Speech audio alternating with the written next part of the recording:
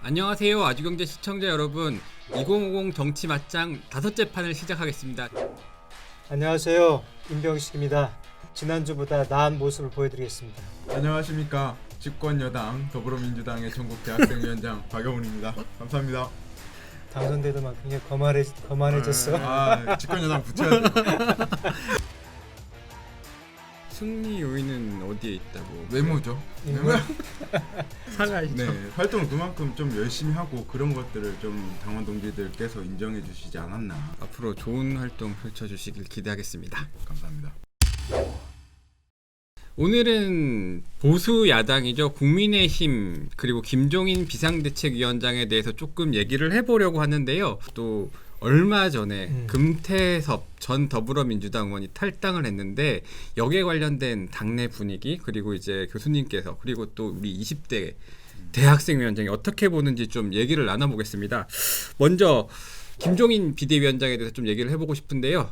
당내 저항도 조금씩 나오고 있고 지지율도 오르는 듯 하다가 다시 떨어지고 오르는 듯 하다가 다시 떨어진단 말이에요. 원인이 뭐라고 보시는지. 이분이 좀 이명박 대통령도 그랬다는데 내가 해봐서 다 안다.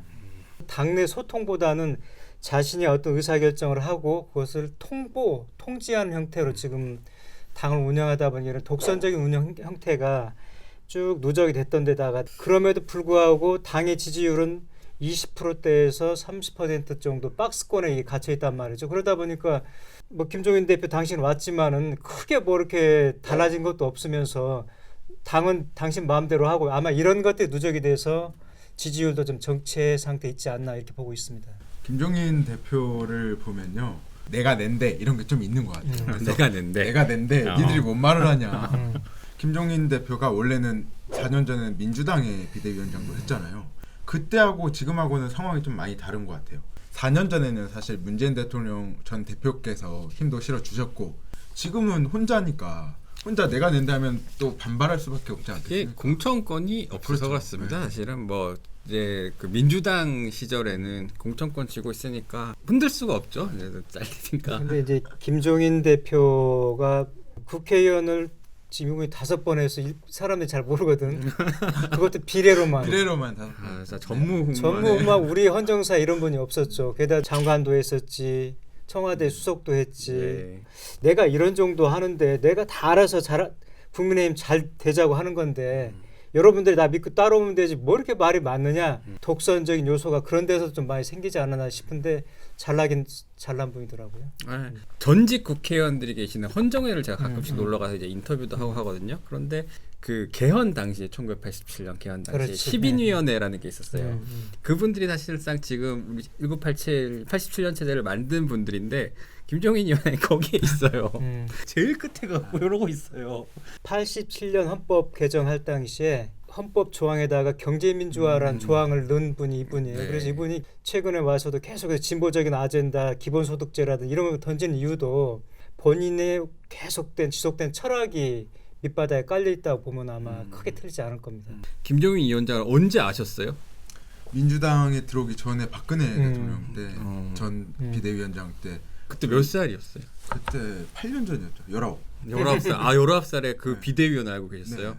이렇게 관심을 맞으면 집권여당 대학생위원장도 하고 저는 그냥 그때 저는 몰랐어요. 저는 무슨 기시감 같은 게 있는데 김종인 위원장이 24살 때부터 정치를 빨리 시작한 편인데 나 우리 박 위원장 보면서 앞으로 30년 40년 후에 그런 제목으로 클 것 같다.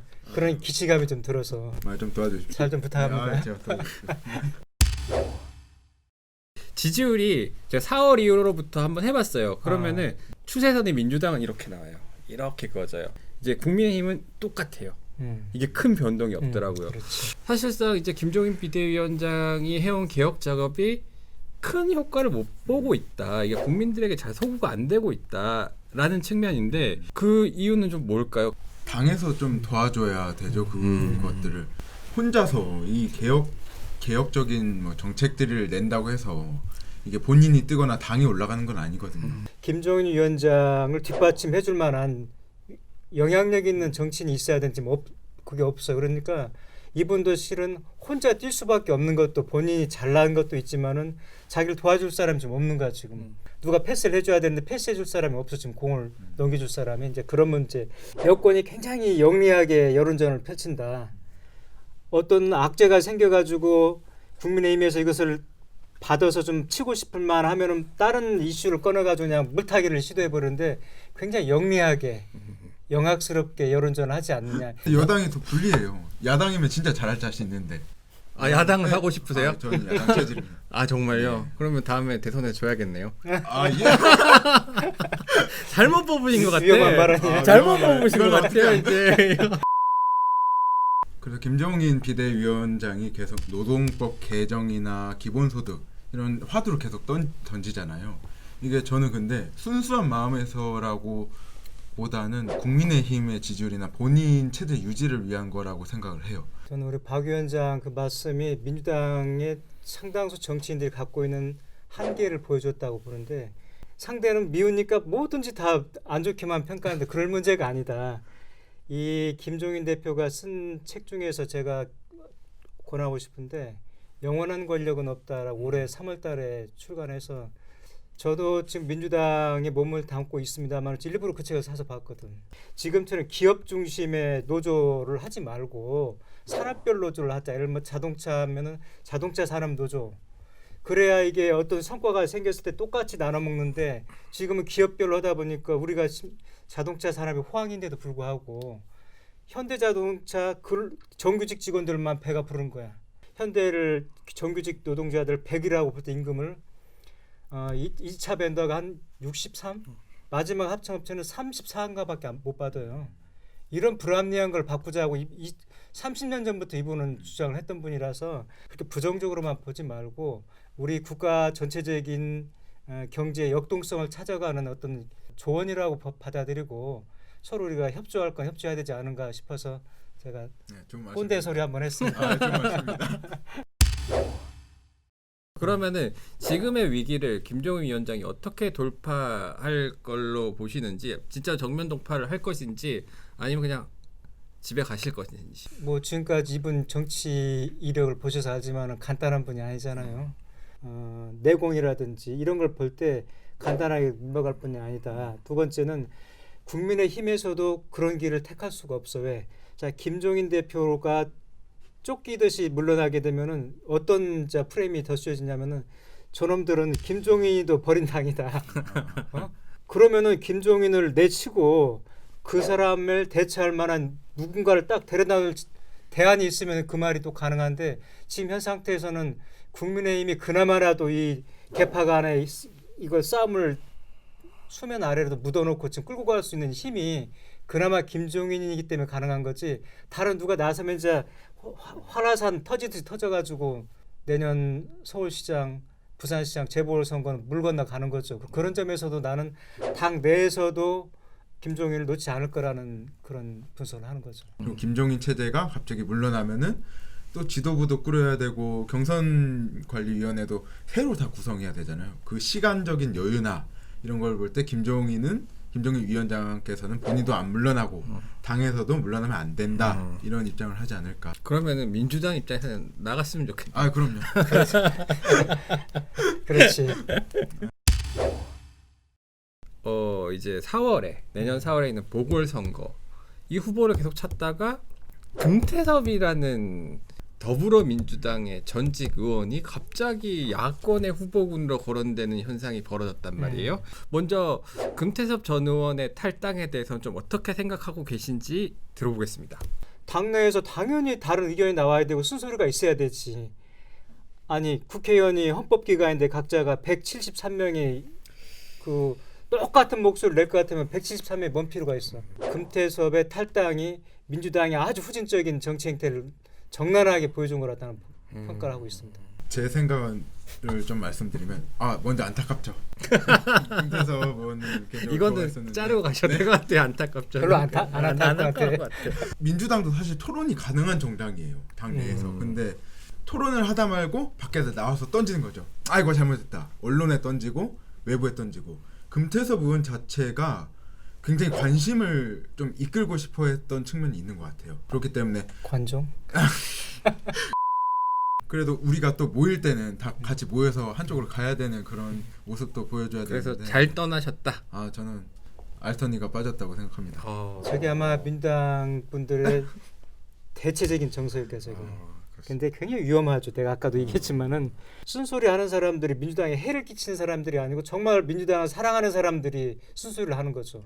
이걸 적절하게 품어주면 좋은데 그걸 그런 정도 아량도 지금 없는 거야, 실은 민주당에. 공수처법이라는 목표를 가지고 저기 문재인 정부와 민주당이 움직이고 있었잖아요. 근데 공수처법 통과와 또 검찰 개혁 이런 것들을 수행하기 위해서 뭐 다양한 불만도 있고 소수 의견도 있죠. 그럼에도 우리가 하나의 목표를 위해서 그래서 감수하고 가야 된다. 위기 속에서 우리 집이 불났는데 어딜 봐요? 우리 집을 봐야지.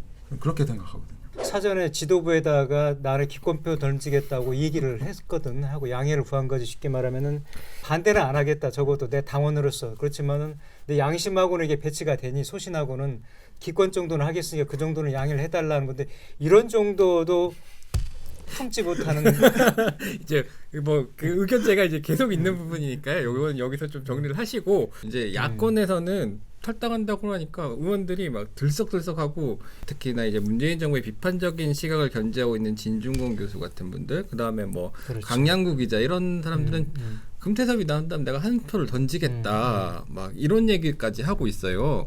금태섭이란 분이 서울시장에 과연 나올 것인가? 일단 여기에 대해서 저는 나올 거라고 생각합니다. 결국엔 나오고 그거를 좀 염두에 두지 않은 염두한 탈당이 아닌가. 굳이 사실 탈당할 이유가 없거든요. 나가는 건 사실 본인 의사인데 국민의힘의 후보가 된다? 이거는 본인의 정체성조차 버린 그냥 정치적 욕심이라고 생각하고 국민의힘으로는 갈 수가 없지. 가는 순간에 두 가지 프레임에 갇히는 거거든. 너 그러려고 탈당했지. 그럴 줄 알았다. 하나. 배신자로 이제 바로 좌표를 찍어버리는 순간에 이제 그나마 금태섭이 갖고 있던 자산이 다 날아가 버리는 거야. 이 순간에. 다만 나도 출마를 할 거다. 어떤 식으로 오늘 뭐 일간지든 나왔더라고요. 뭐 흑서 쓰는 사람들 뭐 아까 말했던 강양구 기자라든지 김경률 뭐 또 뭐 진중권 이런 사람들하고 손 잡고 갈 거라는 건데 그런 개연성 있어 보이죠. 왜 이 사람들하고도 친해. 자주 만났더라고. 최근에도 접촉도 자주 했고 그러니까 공감대도 좀 같이 형성을 했을 것 같고 그래서 민주당이 가장 우려하는 구도도 아마 그런 걸 거야. 문재인 정부에 반대하는 범 야권으로 큰 텐트를 쳐가지고 그걸로 다 모이는 거죠. 여기서 후보 단일화가 됐을 때 그 단일화된 후보가 금태섭이가 됐을 때 굉장히 위험한 거죠. 근데 국민의힘 측에서도 금태섭 전 의원이 후보로 되는 거를 원치 않을 거라고 저는 생각해요. 굳이 우리 자당 안에서도 다양한 후보군들이 내가 낸대 하면서 나가려고. 누가 아 비밀입니다. 오히려 금태섭 의원에게 지지를 받으려고 할 거지 후보를 결국에 안 내게 되는 거잖아요. 단일화를 하면은 그거는 원치 않을 것 같다. 근데 뭐 김종인 위원장 이런 그 멘트를 하셨던데 우선 우리 당 후보를 만들고 선거를 앞두고 야권 후보 단일화가 필요하다면 충분히 검토해 볼 수 있다. 그 개연성을 좀 열어놓고 있는 거거든. 다만 이제 그 옷을 어떤 형태로 입는 거죠. 아까 제가 얘기했듯이 제3지대라든지 이런 빅텐트를 통해 가지고 그런 우회적으로 하지 않을까 이런 생각을 좀 해보는 거죠. 아니 근데 금태섭 전 의원이 서울시장 후보로 거론될 만큼의 역량이나 경험 이런 게 되나요? 저는 그거부터가 약간 의문이에요. 탈당했다고 갑자기 급이 올라갔나?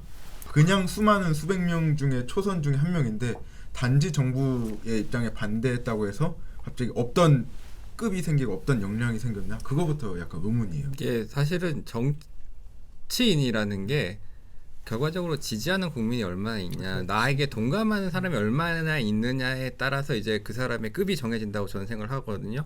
예를 들면은 어떤 직위를 거쳤느냐 하면은 지금 다음 대통령 무조건 정세균 총리 하셔야 돼요. 표정이 갑자기 활짝. 아니 근데 부정적인 우리 박 위원장이 가도 시장 잘할 수 있어요. 내가 해도 잘할 수 있고. 왜? 정치는 혼자 하는 게 아니기 때문에 좋은 참모들하고 협력해서 울력해서 하는 거기 때문에 어떤 특정인이 도덕적인 문제만 있지 않다면은 뭐 되고 안 되고 뭐 이런 것은 우리들이 논할 바가 아니다. 그건 국민들이 선택하는 거니까. 오늘은 김종인 국민의힘 비상대책위원장과 금태섭 전 더불어민주당의 의원의 탈당에 대해서 얘기해 봤는데요. 이거에 관련해서 얘기를 좀 나눴으면 좋겠다라고 생각하시는 게 있으면은 댓글 달아주시면 저희가 충실히 반영하겠습니다. 5번째 판 이렇게 마무리하겠습니다. 감사합니다.